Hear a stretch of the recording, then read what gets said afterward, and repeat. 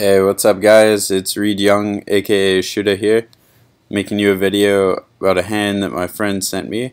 We have pocket kings, and we're going to be re-raising the under the gun opener and get into an interesting spot by the river. I haven't made a video in probably almost a week now because I've been pretty sick. My girlfriend got me sick, so humble brag there, but here we go with the video. Hopefully I don't cough on you guys, but I apologize ahead of time if I do. So under the gun opens, we re-raise, and he calls. So the board comes down Queen Jack 9 with a flush draw, which probably isn't too relevant, the flush draw part that is, given that we're in a re-raise pot. Under the gun's range is likely going to be hands like medium pairs and maybe a few high Broadway hands, but if anything, stuff like ace king and ace queen. I'm not really sure if he thinks he can 4-bet much and get it in, so I would also expect him to balance a slow playing range and have aces and kings as well here. So he checks to us. Getting kings end on this board would be pretty terrible against that range, against most opponents, unless they're just, check shoving like tens and ace king and getting ace queen in some fashion pretty much every time. Otherwise we're going to be in trouble, and I don't think that many people do that. So I do like the check back here, and I like it with a lot of our range just on this board texture. Now that could be a pretty cool idea for the under the gun player to work in a leading range in order to exploit our want to check back here quite often, but that's another story. So we check back. The turn's a 9, which is pretty harmless. It actually helps us a little bit by blocking pocket 9s, which could be a decent part of his value range. So he bets $10 into $16.50. Usually that's pretty indicative of a weaker hand or a bluff. And I say that because he's not really trying to get stacks in here, and our calling range is likely going to be pretty inelastic. So in other words, if we have pocket kings, we're in a call. If we have ace king, we're probably just folding.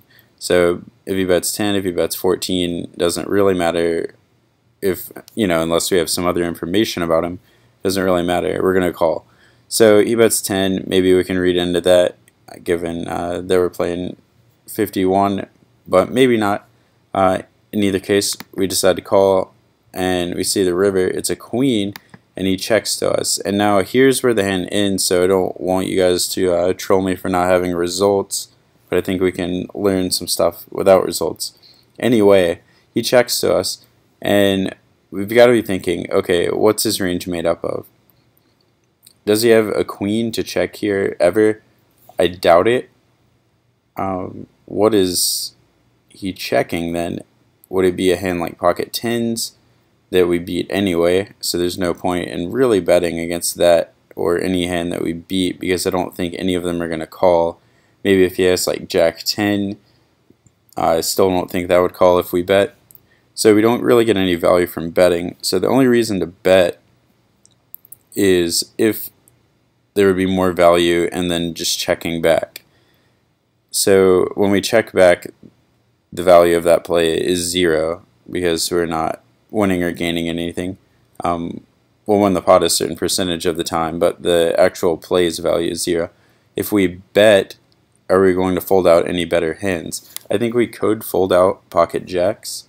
I think we could fold out aces.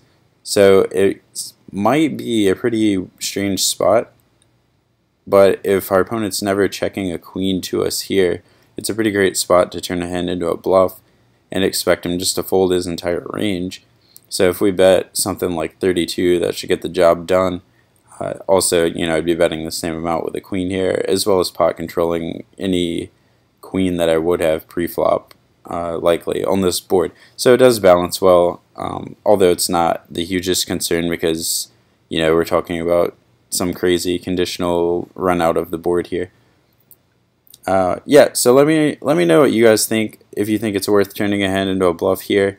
I think it is, and it seems like our hand's too strong to do it at first glance, but then talking about the under the gun player's range, and if he doesn't have any full houses by checking the river, other than pocket jacks, of course, or a 9x, random 9x, but I don't think any of this happened pre-flop. Let me know what you guys think. Hope you enjoyed the video. This has been Reed Young. Take care, guys.